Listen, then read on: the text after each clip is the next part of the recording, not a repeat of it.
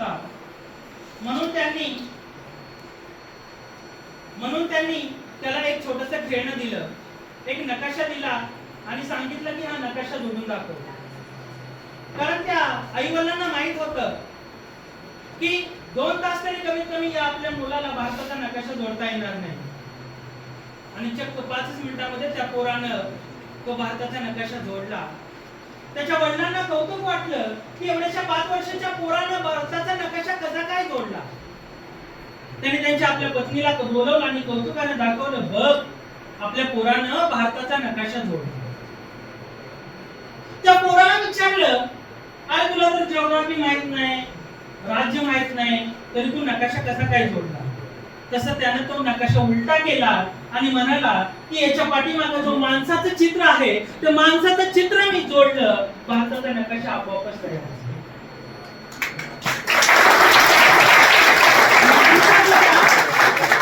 माणसं जोडा, घर बनतील, घर जोडा, गाव बनतील, गाव जोडा, तालुका बनेल, तालुका जोडा, जिल्हा बनेल, जिल्हा जोडा, राज्य बनेल, राज्य जोडा, राष्ट्र बनेल, राष्ट्र जोडा, विश्व बनेल. 350 वर्षापूर्वी माझी छत्रपती शिवाजी महाराजांनी पण हेच केलं. तानाजी, येसाजी, मुरारजी, बाजी अशा धुरंधर मावळ्यांची फौज तयार केली आणि उभा केलं हे रयतेचं राज्य स्वराज्य. म्हणजे छत्रपती शिवाजी महाराजांचं स्वराज्य हे असं तसं निर्माण नाही झालेलं.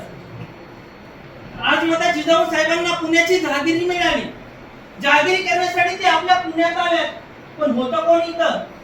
जहागिरी करायची कुणावरती? त्या दगडधोंड्यावरती. मासाहेबांनी रयतेला साथ घातली, या या या इथं राहा, वस्ती करा. कोणी यायला तयार नव्हतं. मासाहेबांनी कारण विचारलं, इथं पुण्यामध्ये तुम्ही वस्ती का करत नाही? त्यावेळेस रयत पुढे आली आणि म्हटली, मासाहेब आम्ही इथं यावं, पण त्या मातीच्या उरात रवलेल्या पहारीचं काय? अहो त्या पहारीवरती एक कुटकी कवडी अडकवली आणि सांगितलंय की जो कोणी इथं वस्ती करेल त्याचा निर्वंश होईल. आमचा जर निर्वंश होणार असेल तर आम्ही इथं का राहावं? मासाहेबांनी मातीच्या उरातली ती पहार धुडकावून टाकली आणि म्हणाल्या, हो ते झाला माझा निर्वंश, तर मी राहीन इथं माझ्या शिवबाला घेऊन. मासाहेबांनी शिवबा पुण्यामध्ये राहायला लागले. अरे मासाहेब राहतात, शिवबा राहतात. हळूहळू रयत परतू लागली, रयत परतू लागली, गावं गजबजू लागली, घरात कुजबजू लागली. रयत गावात आली, घरात आली, पण त्यांच्या पुढे एक प्रश्न निर्माण झाला की गावात तर आलो, घरात तर आलो, पण खावं काय, प्यावं काय? रयत मासाहेबांकडे गेले आणि मासाहेबांना म्हणाले, मासाहेब घरात तर आलो, गावात तर आलो, पण खावं काय, प्यावं काय? मासाहेबांनी स्वराज्य नावाची पहिली पतसंस्था त्या ठिकाणी काढली आणि या पतसंस्थेच्या माध्यमातून रयतेला त्यांनी बी बियाणं दिलं, बैलजोड्या दिल्या आणि सांगितलं, करा शेती, पिकवा सोन्यावानी शेती. मासाहेबांच्या पतसंस्थेच्या माध्यमातून दिलेल्या बी बियाणं बैलजोडीच्या माध्यमातून पुण्यामध्ये चांगली शेती भरू लागली. पण त्याच वेळी कर्जमध्ये कल्लोळ माधवाशा घटना घडू लागल्या. रान जनावर उभ्या पिकामध्ये नासधूस करायला लागली. सोन्यावानी आलेली पिकं कुठे कापल्यावानी कापून जायला लागली, नाश व्हायला लागली. मासाहेबांकडे रयत आली आणि म्हणाली, मासाहेब तुम्ही बी बियाणं दिलं, बैलजोड्या दिल्या, आम्ही शेती पण पिकवली, पण रान जनावरांनी उच्छाद मांडलाय, त्याचा काहीतरी बंदोबस्त करा. मासाहेबांच्या विलक्षण बुद्धीतून एक कल्पना सुचली आणि त्यांनी गावामध्ये दौंडी पिटवली की जो कोणी या रान जनावरांचा बंदोबस्त करेल त्याला सोन्याचं कडे बक्षीस. मासाहेबांनी एका दगडामध्ये 2 पक्षी मारलं होतं. एक म्हणजे रान उच्छाद मांडणाऱ्या जनावरांचा बंदोबस्त आणि दुसरं म्हणजे स्वराज्यासाठी लागणाऱ्या धुरंधर मावळ्यांची फौज आपोआपच तयार झाली. रात्रीची वेळ होती. एके दिवशी 12:30 रात्रीची वेळ होती. लाल महाल निद्रिस्त होता. मासाहेब लाल महालामध्ये निद्रिस्त झोपल्या होत्या. त्याच वेळेस एक 10-12 मुलांचा घोळका आला आणि पहारेकऱ्यांशी हुज्जत करू लागला. आम्हाला मासाहेबांना भेटायचंय. पहारेकरी म्हणाला, अरे पण सकाळी येते, मासाहेब झोपल्या. नाही, आम्हाला आताच भेटायचंय. बाहेरचा कलवा ऐकून मासाहेब स्वतः इथे झाल्या आणि त्यांनी त्या पोराला विचारलं, काय रे पोरांनो, काय काम काढलं? तसं ते पोरग म्हणाले, मासाहेब तुम्ही नव दौंडी दिली होती, जो कोणी जनावरांचा उच्छाद मांडलेल्या जनावरांचा बंदोबस्त करेल त्याला सोन्याचं कडे बक्षीस. ही काय बाबा, आता जनावरच घेऊन आलो. तसं मासाहेब म्हणाल्या, अरे पण मी फक्त शिट्टी आणायला सांगितली होती, आता जनावरच कशाला घेऊन आला? तसं ते पोरगा म्हणला धिंगाणच नाही. आणि मासा म्हणाल्या, अरे पण तू सकाळ आला असता तर तुला काय आम्ही सोन्याच्या कडे बक्षीस दिलं नसतं. तसं त्या पोराच्या डोळ्यातून गळा पाणी व्हायला लागलं आणि ते पोरग म्हणाले, मासा सोन्याच्या कड्यासाठी नाही आलो मासा, तुमच्या कौतुकाची थाप माझ्या पाठीवरती पडावी म्हणून आलो मासा. तुमच्या कौतुकाची थाप माझ्या पाठीवरती पडली ना मासा, 10 हत्तीचं बळ येतं मासा, तुमचं सोन्याचं कड नको मासा. त्याच्या डोळ्यातून गळा वाहणारं अश्रू मासाहेबांनी पुढे होऊन स्वतःच्या पदराने पुसलं आणि मासा म्हणाल्या, काय रे पोरा, काय तुझं नाव? तसं ते पोरग म्हणालं, म्या तानाजी मालुसरा, उमरट गावचा. तेव्हापासून तो ताना माझ्या मासाहेबांचाच राहिला, तो मरेपर्यंत मासाहेबांचाच राहिला. तेव्हापासून तो ताना माझ्या स्वराज्याचा झाला, तो मरेपर्यंत स्वराज्याचाच राहिला. तेव्हापासून तो माझा ताना छत्रपती शिवाजी महाराजांचा झाला, तो मरेपर्यंत छत्रपती शिवाजी महाराजांचाच राहिला. आणि तेव्हापासून तो माझा ताना कोंढाण्याचा झाला, तो मरेपर्यंत कोंढाण्याचाच राहिला, मरेपर्यंत कोंढाण्याचाच राहिला. माझ्या छत्रपती शिवाजी महाराजांचं स्वराज्य 6.5 जिल्ह्यापुरतं असणारं स्वराज्य, हा बलाढ्य साम्राज्य असणारा औरंगजेब गिळंकृत करायला का टपलाय? आयुष्यातली कैक वर्ष त्यानं छत्रपती शिवाजी महाराजांचं स्वराज्य नेस्तभूत करायला घालवली का? औरंगजेब त्याच्या डायरीमध्ये लिहितोय, माझं स्वराज्य प्रचंड आहे, मला छत्रपती शिवाजी महाराजांच्या 7.5 जिल्ह्यापुरती असणाऱ्या साम्राज्याची गरज नाही. पण छत्रपती शिवाजी महाराजांचं स्वराज्य हे कुठल्या राजाचं नाही. छत्रपती शिवाजी महाराजांचं स्वराज्य हे तिथल्या रयतेचं आहे. आणि जिथं रयतेचं राज्य असतं तिथं माणसं मारायला मरायला मागं पुढे पाहत नाही. आणि हा सर्वात मोठा धोका औरंगजेबला वाटत होता. म्हणून औरंगजेबानं छत्रपती शिवाजी महाराजांचं स्वराज्य गिळंकृत करण्यासाठी आयुष्यातली कैक वर्ष घालवली. महाराजांनी काय दिलं लोकांना? यशाची, तानाजी, बागची अशा धुरंधर मावळ्यांची फौज तयार केली. काय दिलं त्यांनी लोकांना? काही नाही दिलं. त्यांनी फक्त एकच सांगितलं, तुला जर वाटत असेल तुझ्या पुढच्या पिढ्या सुख्या राहाव्यात तर ये, तुला जर वाटत असेल तुझ्या आया बहिणींचे अब्रू सुरक्षित राहावे तर ये, तुला जर वाटत असेल तुझं राष्ट्र हिंदू राष्ट्र व्हावं तर ये. कोणी छत्रपती शिवाजी महाराज सांगतोय म्हणून नाही. आणि आपोआपच धुरंधर मावळ्यांची फौज तयार झाली. एखादी मोहीम महाराजांनी हाती घ्यावी, तसं तानाजी सरकन पुढे येतात, राजा मी जाणार राज. तसं बाजी म्हणायचं, ताना बा बाजूला, हा डाव आपला आहे. तसं नेताजी म्हणायचं, ऐ गावाच्या नंबर लावून बसतो. काय दिलं महाराजांनी लोकांना? आमदारकी दिली, खासदारकी दिली का? काय दिलं? काहीच नाही दिलं. का झाली माणसं मरायला स्वराज्यासाठी तयार? आणि हीच वृत्ती, हीच भावना औरंगजेबाला खटकत होती. कारण हा छत्रपती शिवाजी महाराजांच्या स्वराज्याचा विचार जर इतर साम्राज्यामध्ये पसरला तर माझं बलाढ्य असणारे साम्राज्य नेस्तभूत व्हायला फारसा वेळ लागणार नाही. ही भीती औरंगजेबला. छत्रपती शिवाजी महाराजांवरती कैक संकट आली. त्यातलं एक संकट म्हणजे अफजल खान.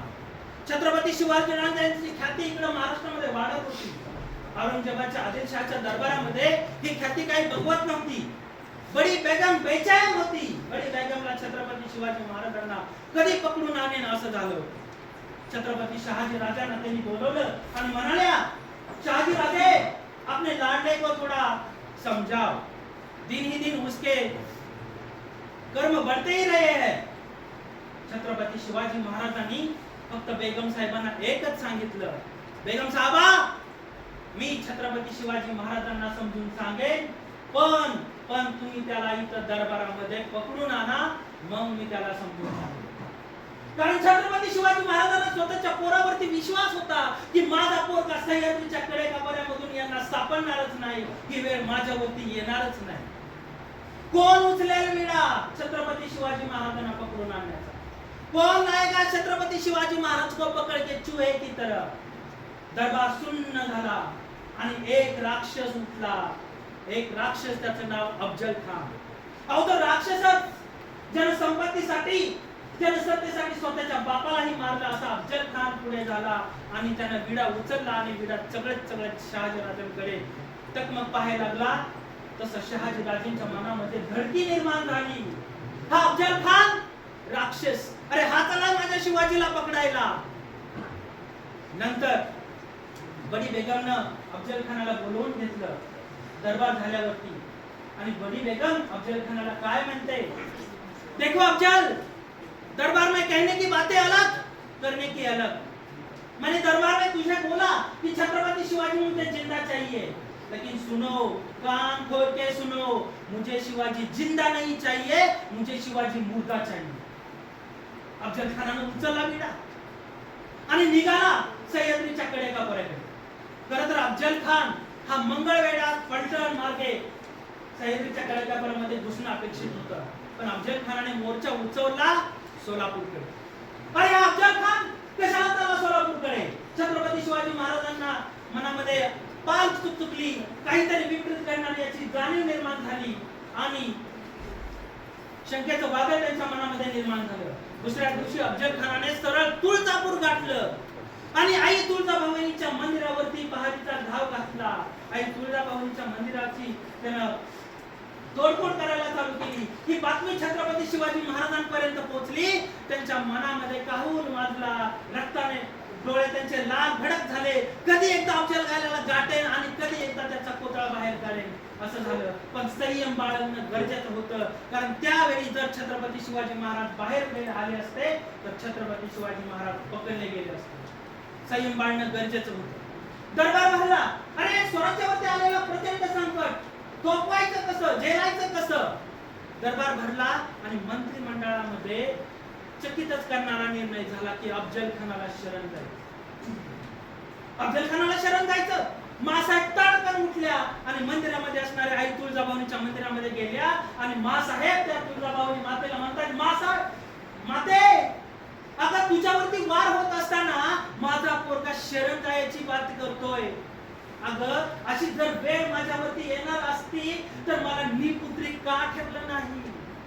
छत्रपती शिवाजी महाराजांनी ते ऐकलं आणि मासाहेब त्यांना म्हणाल्या, राजा, छातीवरती वार झाले तरी चालतील, या मोहिमेमध्ये तुमचा जीव गेला तरी चालेल राजा, पण अफजल खानाला शरण जाणं हे मला अजिबात पटणार नाही. रात्री स्वप्नामध्ये छत्रपती शिवाजी महाराजांच्या आई तुळजाभवानी आले आणि म्हणाले, शिवबा उठ शिवबा, मी लढेन तुझी तलवार बनवून, तू हार पत्करू नको.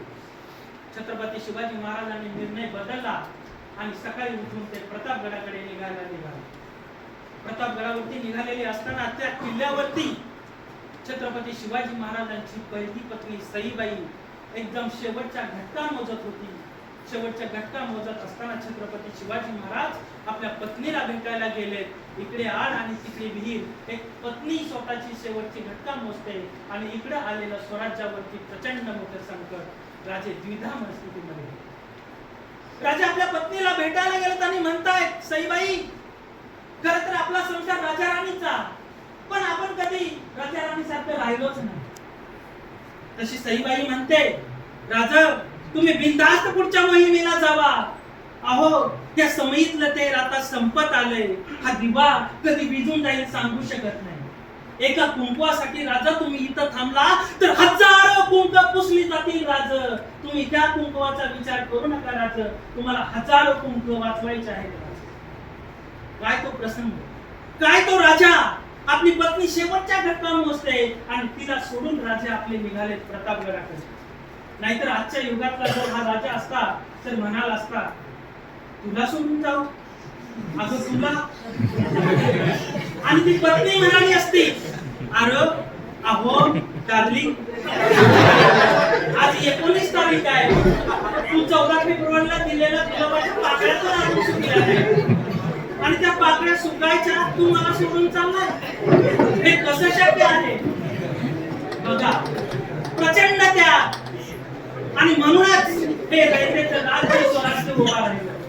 छत्रपती शिवाजी महाराजांनी प्रतापगड गाठलं, मायक्रो प्लॅनिंग केलं, वेळ दुपारची 12ची निवडली, जेणेकरून खानाला गडावर तर काय दिसलं नाही पाहिजे, पण छत्रपती शिवाजी महाराजांना अफजल खानाची फौज काय करते ते दिसलं पाहिजे. छत्रपती शिवाजी महाराजांनी त्या ठिकाणी अफजल खानाचा कोतळा बाहेर काढला आणि स्वराज्यावरती आलेलं प्रचंड मोठं संकट छत्रपती शिवाजी महाराजांनी अगदी धैर्यानं, चातुर्यानं पार केलं आणि वाचवलं.